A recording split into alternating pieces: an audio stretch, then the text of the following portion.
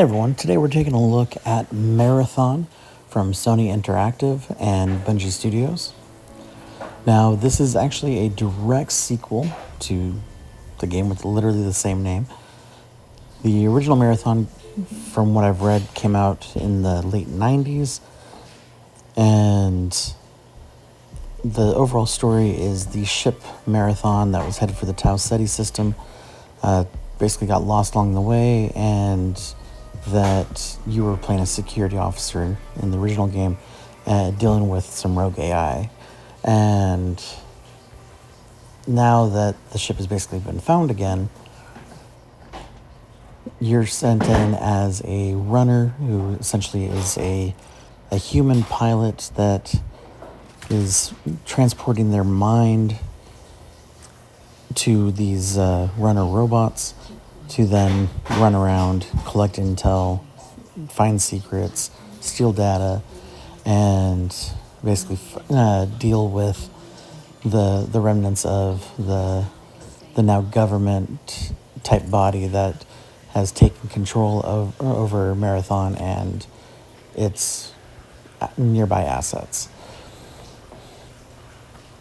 Now, the game itself, I'd never heard of the original game prior to playing this one, and the intro videos and basically your interaction with some of the different corporations, definitely has a very cyberpunk feel. It very much reminds me of a cross between Max Headroom and the main AI from System Shock. And definitely kind of gives that nostalgic vibe. Now, I don't know if any of the imagery in the intro and with the AI and stuff that you're dealing with in this game is directly tied to the original game as well. Like I said, I haven't played it at all, never even seen videos of it, but the game itself, when playing it, very much reminds me of that kind of parkour-based game. I believe it was Mirror's Edge. Very similar art style with that. But with this, you're playing, robots with human minds, and you're fighting against security forces that are also robots, and sometimes some bugs and things like that that are showing up to cause some problems. And some of them definitely, the way they move and come at you remind me a lot of the Flood from Halo. And so definitely it feels like there's a lot of things that the game is kind of loosely referencing in just the way they've done the art alone. Now, it is a very different look and feel than really almost any game I've played that I can think of. And the item management system is very similar to like Cyberpunk and things like that. But just the overall gameplay, mixed with the overall story, and how you come into the levels and transferring of your consciousness and stuff, really feels like a very unique experience for me.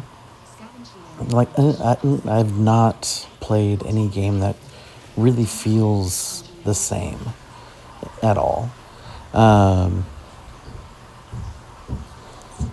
And kind of has some Black Mirror-esque elements to it, with like the consciousness transfers and the way that that's done in the show as well.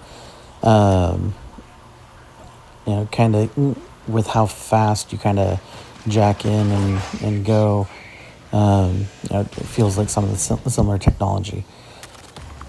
Overall, though, I didn't have a lot of expectations for this game going into it, because like I said, I did not play the original, And prior to playing this, I didn't even know there was an original.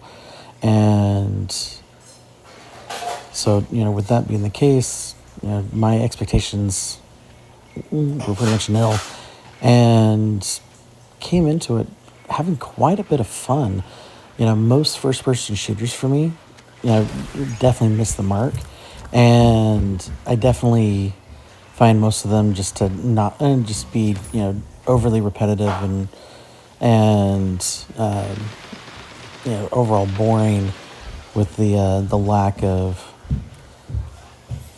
uniqueness from level to level and play to play, and so far the mechanics are the same each run through, but the different character classes have very different abilities, the style of movement, style of play, and basically gives you a lot of room to really explore and try different things and try different guns and really just kind of find what your niche is for the game, and then really get into that build of your characters, and as you go you do some leveling up of like some of your gear and stats and stuff, like leveling up the number of items you can hold in your inventory. Same with the inventory for your vault, where the extra stuff sits in between runs that you collect.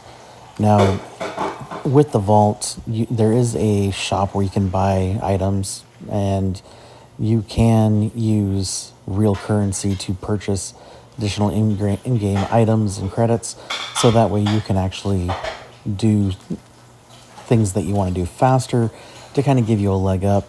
Now, me personally, I would not recommend it, and just playing the game a few times, you build up a decent collection of items that you can sell and use to buy the things that you want. And as you continue to level up, you earn levels for the Game Pass, which there is a Game Pass. The current time period for it is free. Now, I don't know if that's free for the version of the game that was provided to me by Bungie, or if it is the just free for everybody.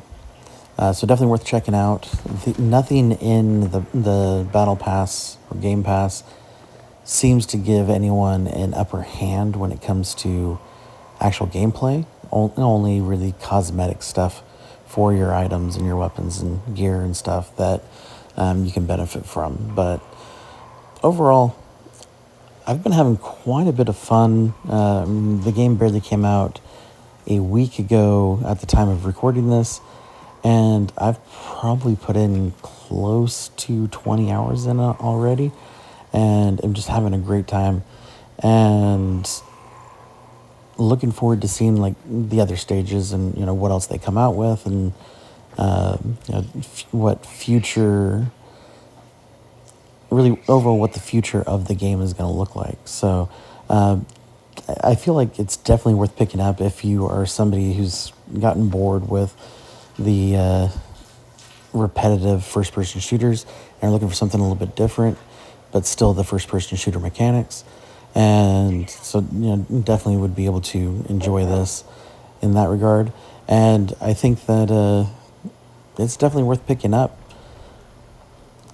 But that's it for today. I want to say thank you to the folks at Bungie and Sony Interactive for providing this game for us for our review. We definitely appreciate it. And thank you guys, as always, for watching. We'll catch you next time.